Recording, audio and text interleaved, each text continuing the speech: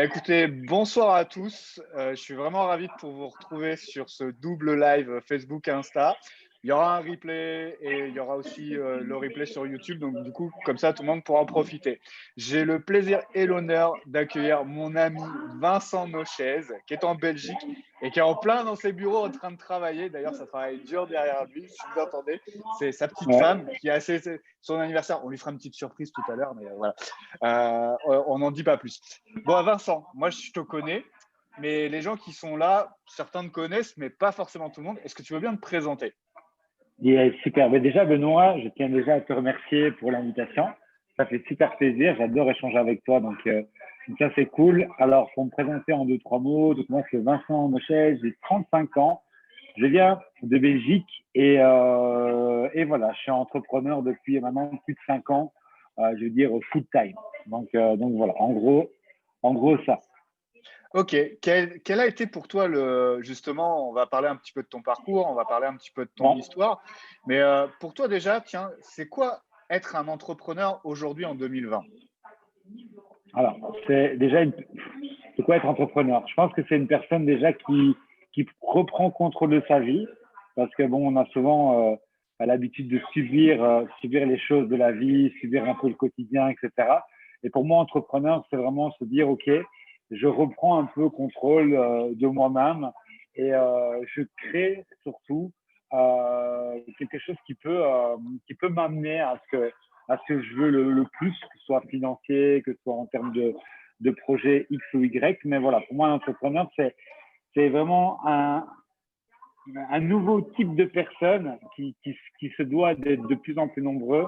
Parce que pour moi, voilà, ce qui se passe actuellement, pour pas rentrer dans les détails, mais ce qui se passe actuellement, c'est catastrophique pour beaucoup de personnes. Et je pense que justement le fait de décider d'entreprendre, c'est une solution qui devient un peu une obligation. Donc voilà, c'est ça pour moi être entrepreneur.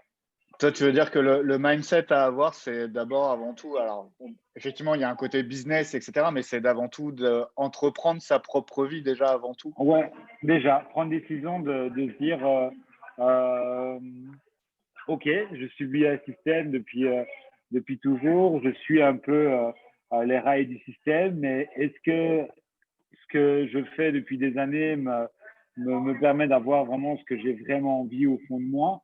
Non, ben alors je décide justement de reprendre contrôle de ça. Ok, ok, c'est cool. Il y a une chose qui vient me faire penser parce que tu as levé la main et je sais que c'est un truc que j'ai découvert de toi. Tu es un passionné de montres. Ouais, Et tu exact. m'as dit l'autre fois que tu avais cette passion-là depuis tout petit. Mais comment ça t'est venu justement? Franchement, je sais pas. En fait, j'ai toujours eu mon papa qui a toujours aimé les montres, pas spécialement des montres chères, hein, mais j'ai toujours vu mon père avec une montre et j'ai eu une montre très jeune. Tu vois, pour te dire un peu l'anecdote, hein, je sais pas si tu te souviens des montres flic-flac, tu vois, Ouais, colorées. Je me souviens, la mienne, elle était verte et c'était ma toute première montre. Puis j'ai eu même les gadgets, hein, tu sais, les montres parlantes. Je sais pas, à un moment donné, c'était la mode de tout ça. Et je sais pas, j'ai toujours représenté, en fait, pour moi, déjà l'homme, en fait, il y a deux côtés sur les montres. Pour moi, la montre est vraiment le bijou, pour moi, le masculin, tu vois, parce que bon, voilà, après le mhm, reste, pour moi, c'est plus accessoire ou quoi. Et ce qui me plaît aussi dans les montres, je sais pas pourquoi, hein, ça a toujours été un peu le mécanisme de tout ça. C'est-à-dire de d'accord. comment ça fonctionne. J'ai toujours été, j'ai des images, même enfant, hein, tu sais, on a toujours on a tous une grand-mère qui avait une grande horloge avec une pendule, etc. Et voilà, je sais pas pourquoi, ça m'a toujours un peu passionné, ce système mécanique. Et donc, pour la petite anecdote, c'est que quand j'étais gosse, dès qu'on me demandait ce que je voulais comme cadeau, je disais une montre.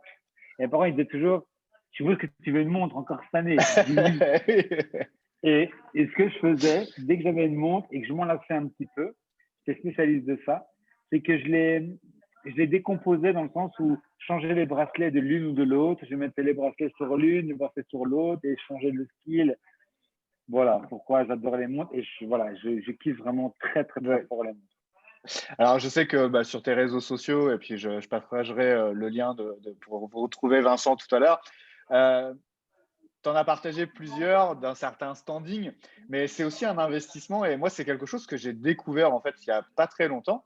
Et j'ai trouvé ça vraiment Ouais. incroyable. Et toi, tu as pris conscience que c'était, alors effectivement, quelque chose de joli, quelque chose de beau, un bijou pour homme, etc. Mais à partir de quel moment tu as eu le déclic de se dire, mais c'est aussi un investissement possible?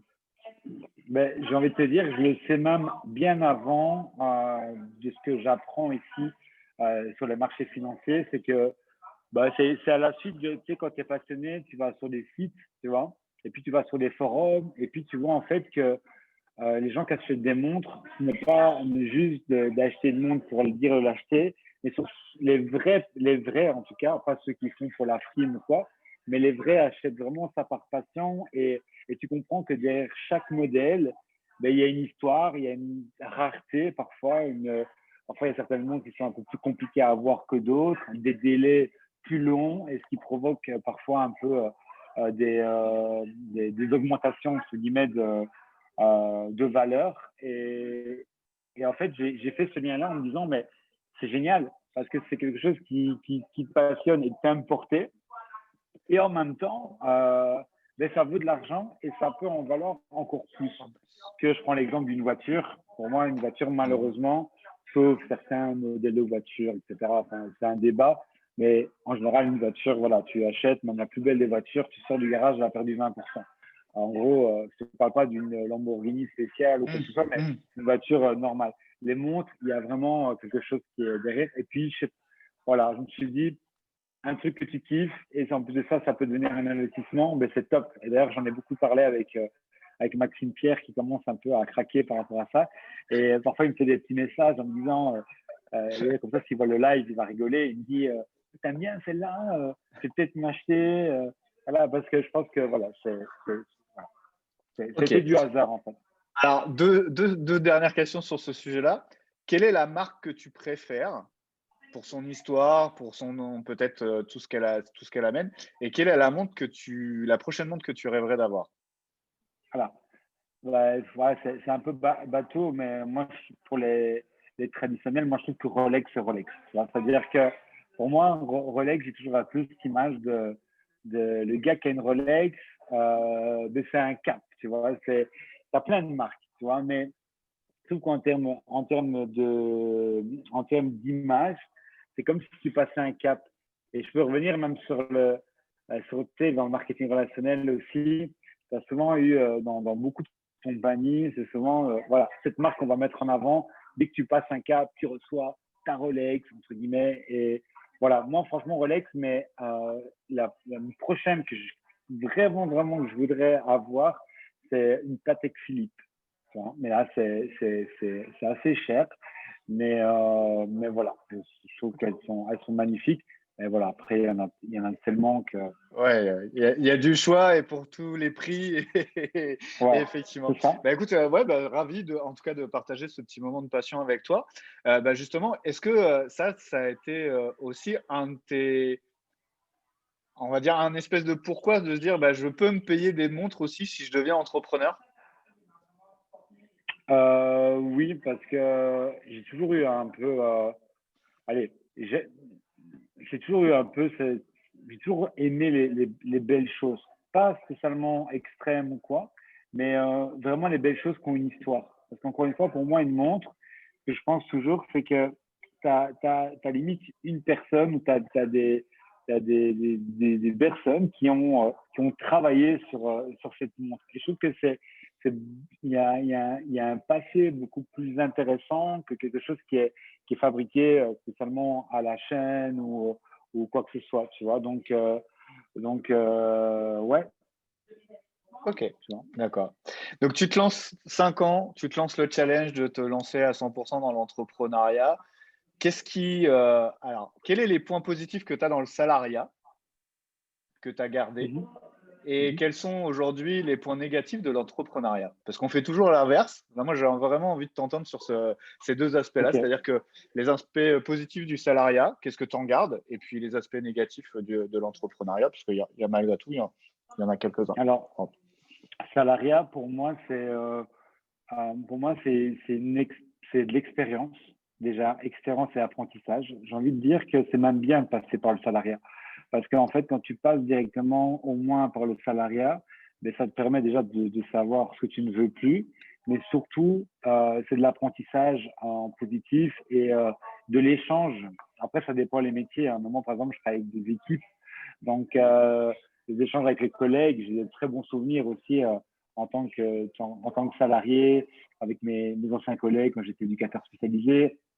C'était très dur comme métier et en même temps, c'était génial parce qu'on rigolait quand même. Il y a vraiment cet effet voilà, de groupe où tu dois quand même travailler l'un avec l'autre qui est très intéressant. Donc, moi, je dirais l'expérience et le fait de travailler en équipe. Ok, d'accord. Et du coup, dans l'entrepreneuriat, c'est quoi les petits côtés négatifs? Après, je parle de l'entrepreneuriat en général et puis on reviendra un petit peu plus sur ce que tu fais Ouais. aujourd'hui. Mais l'entrepreneuriat en général, je pense que la grosse difficulté, c'est si tu es très mal accompagné, tu peux très rapidement te planter aussi.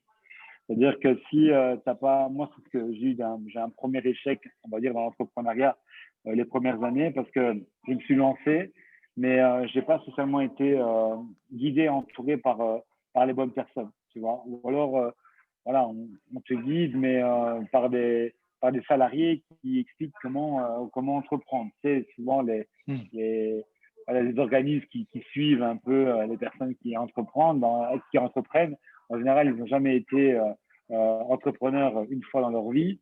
Et d'ailleurs, je pense qu'ils en auraient même peur de l'être, mais ils conseillent. En général, tu n'as jamais vraiment les bons conseils. Donc, la difficulté, c'est ça, c'est d'être bien entouré. Et alors, tu peux vite tomber moi je disais, dans la solitude aussi, comme ça dépend encore une fois dans quoi tu entreprends, mais tu es face à toi-même, tu es face à ton propre projet et tu dois tous les matins te rappeler un peu comment tu vas faire ta journée, ton organisation, etc. C'est plus ce côté encadrement qui parfois peut manquer très fort. Ok.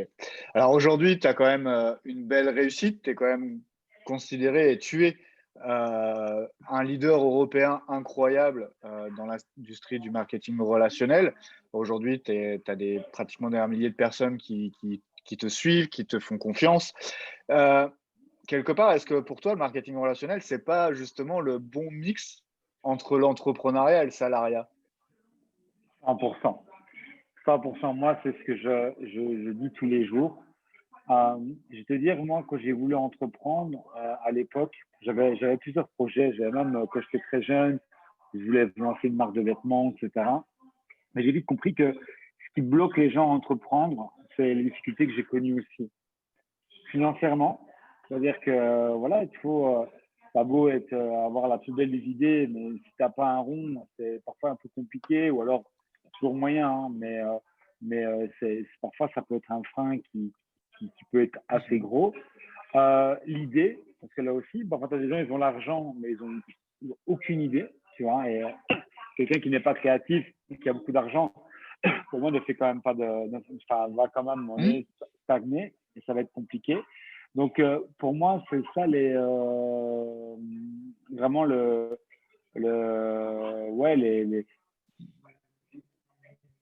ce qui m'a poussé à ça, c'est vraiment d'avoir une solution un peu clé en main, tu vois, où tu as un investissement qui est mesuré, d'accord, et tu as un système qui est déjà guidé et encadré. Et en fait, tous les avis négatifs que je disais justement, ben, je les ai trouvés dans le marketing relationnel parce que je suis arrivé dans un système où tu as chacune des personnes qui peuvent te conseiller sur chacun des domaines. Tu dois juste suivre, entre guillemets, un processus.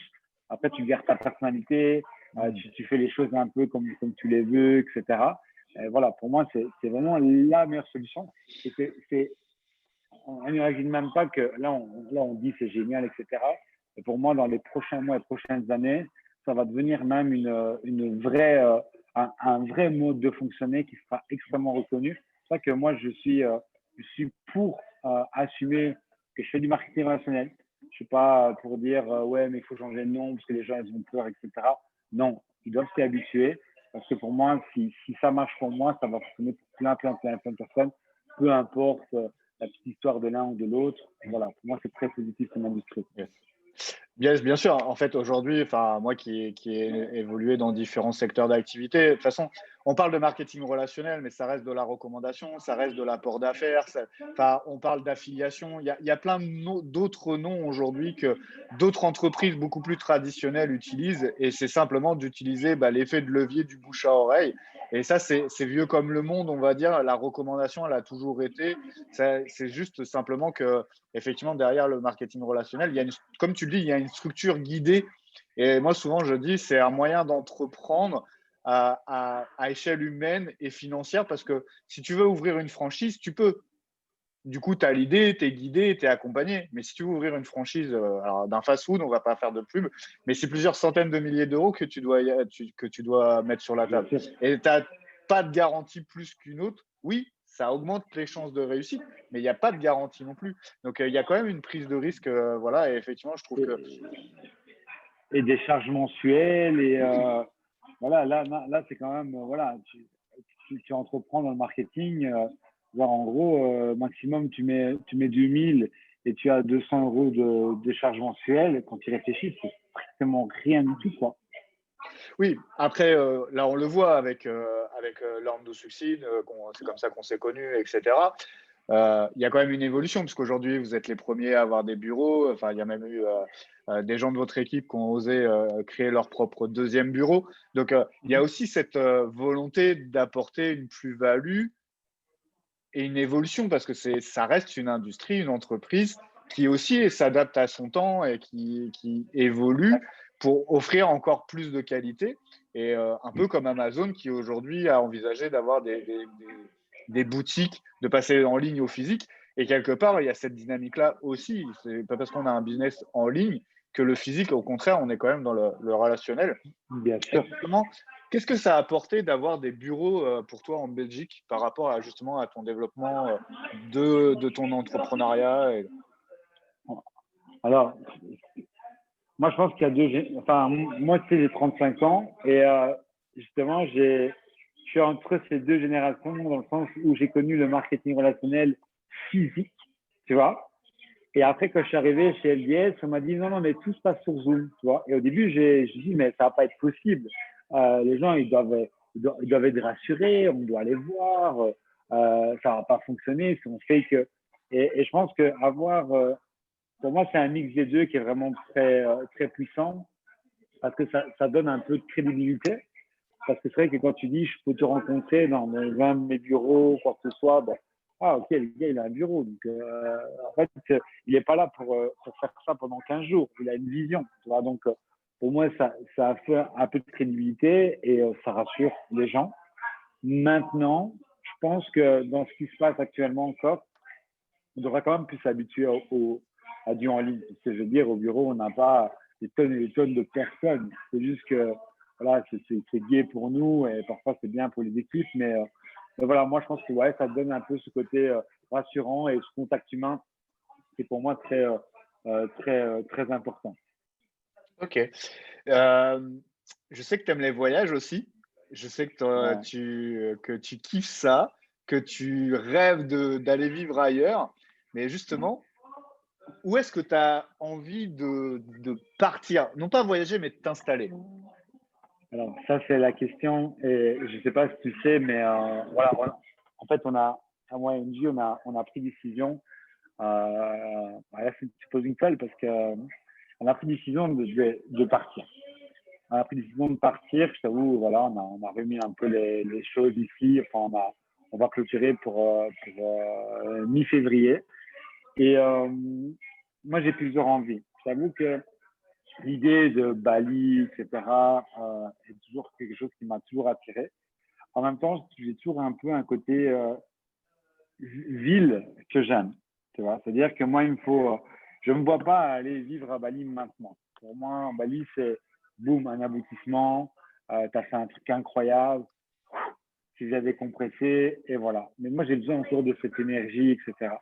Et on était entre deux choses. Vraiment, on était entre. Moi, j'étais plus sur le côté. Moi, j'avais envie de. Très curieux par rapport à Dubaï. Mais Dubaï, j'y ai jamais vraiment été. Et donc, j'ai toujours très dur à me faire vraiment une idée par rapport à ce que je vois, etc. Donc, j'ai du pour et j'ai du contre. Maintenant, ce qui se passe, c'est que c'est une bonne question parce que J'ai pas envie d'être trop loin non plus du réseau et j'ai envie d'être très rapidement accessible si je dois venir. Et là, on est en train de vraiment sérieusement regarder à la piste sur Malte. Malte pour plusieurs raisons, mais le climat, ok. Voilà, le climat, la Méditerranée, voilà, la mer, enfin, ça. On va pas se cacher aussi en tant qu'entrepreneur de la fiscalité. Voilà, Malte, très, très, très intéressant. Et ce que j'aime avec Malte, c'est 2h30 de vol, pas de décalage horaire, Ryanair. C'est-à-dire que je peux revenir, on a regardé, hein, la plupart des billets, c'est au grand maximum un aller-retour de Belgique à Malte, je paye 40 à 50 euros. Grand maximum, tu vois. Donc, ça me permettrait de pouvoir revenir même une fois par mois, une semaine peut-être, ou même quelques jours. Et surtout, les équipes puissent venir nous voir pour pas cher. Et donc, on est en train de vraiment regarder sérieusement pour ça. On aimerait bien d'ailleurs y aller ici début décembre et puis se décider. Mais ça, c'est vraiment la piste. Ok, bah c'est un beau projet en tout cas et je vous le souhaite à tous les deux parce que bah, voilà, vous travaillez dur pour vos équipes, travaillez dur pour vous, dur pour vos projets et vos rêves. Euh, un conseil, un mot à partager, Vincent, sur justement des gens qui, je sais pas, que tu as envie que tu aimerais aider et qui sont là sur le live et puis qui regarderont le replay. Réveillez-vous. Moi, ce que je peux dire, c'est réveillez-vous. À un moment donné, il faut dire les choses dans le sens où, OK, t'as peur, OK, on t'a dit que ça n'allait pas fonctionner, OK, le monde, là, il est en train de changer. Il est en train d'être totalement perturbé. Il n'y a plus aucune règle qui est pareille qu'avant, etc. C'est-à-dire ce que vos parents vous ont dit, peu importe, le monde, on est un peu comme quand tu es dans le trading et que tu es sur une zone un peu inconnue. C'est-à-dire que c'est quand même, c'était sur le Digi 30 et que tu es à 34 000, il n'a jamais été là et aucun trader, ni le plus expert ou quoi, va savoir ce qui va se passer. Donc, à un moment donné, quand tu es dans ce genre de situation, soit tu regardes toujours derrière toi et tu refais encore les mêmes choses, ou soit à un moment donné, tu prends une décision de recréer un peu ton futur et ton avenir et d'y aller. Donc, moi, vraiment, le conseil que je dirais à tout le monde, c'est arrêtez de vous poser des questions. Arrêtez d'avoir peur, arrêtez de laisser dominer cette peur au fond de vous, parce que je sais que au fond des gens, ils veulent tous changer de vie. Tous. Moi, quand je parle que je veux partir à l'étranger, etc., tout le monde me dit ah ouais. Et quand je vois ça, je me dis, mais j'ai l'impression que les gens, ils aiment vivre, ils aiment regarder les rêves des autres, mais ils ont peur de se dire, mais moi aussi, je vais le faire. Vraiment, le conseil, c'est suivez les bonnes personnes, écoutez les bonnes personnes, respectez les personnes qui vous disent du négatif parce que voilà, peut-être qu'elles n'ont pas eu cette connaissance et encore une fois, il ne faut pas être contre eux, il ne faut pas leur en vouloir, c'est juste dommage. Mais voilà, vraiment, là, on est sur une nouvelle, pour moi, c'est une nouvelle ère qui est en train de se créer et fonce, quoi. Pousse-toi et fonce, teste. Si ça ne va pas, mais tu pourras dire que ça n'a pas été et tu ne feras que apprendre de toute façon d'entre guillemets, de cet échec, même si pour moi, c'est pas forcément un échec. Ok. Bah, écoute, merci beaucoup pour ce beau message punchy, entreprenant. Comme je te connais et que j'apprécie, ça fait maintenant ça va faire plus d'1 an qu'on se connaît et c'est vraiment, vraiment génial d'avoir partagé ce live avec toi. Allez, si tu avais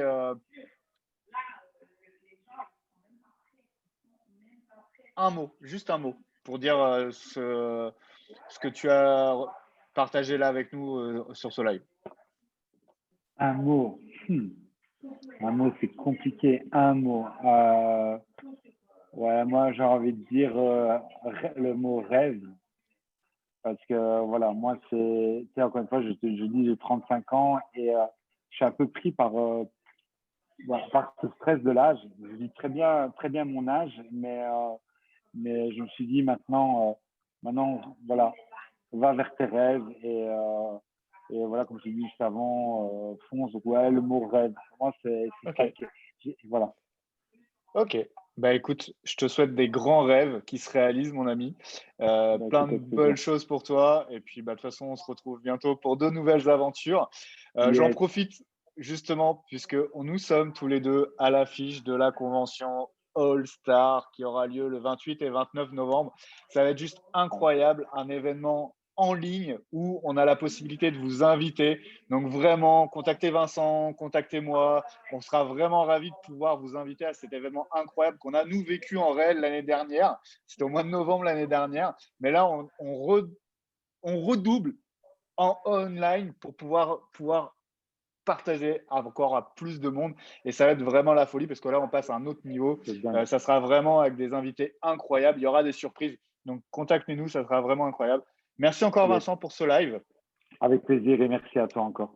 Et puis, bah, écoutez, vous pouvez retrouver Vincent Nochez sur ses différents réseaux sociaux. Je vous mettrai ses liens Insta et Facebook sur mon Facebook Yes. et sur mon Insta. Comme ça, vous pourrez le retrouver et puis bah, lui faire un petit coucou, le suivre. Il a aussi un super canal Telegram pour ceux qui veulent le suivre parce que c'est aussi un incroyable mentor. Voilà, bah, écoute, merci Vincent. Bonne soirée à toi. Merci à toi. Ciao, ciao. Ciao, ciao.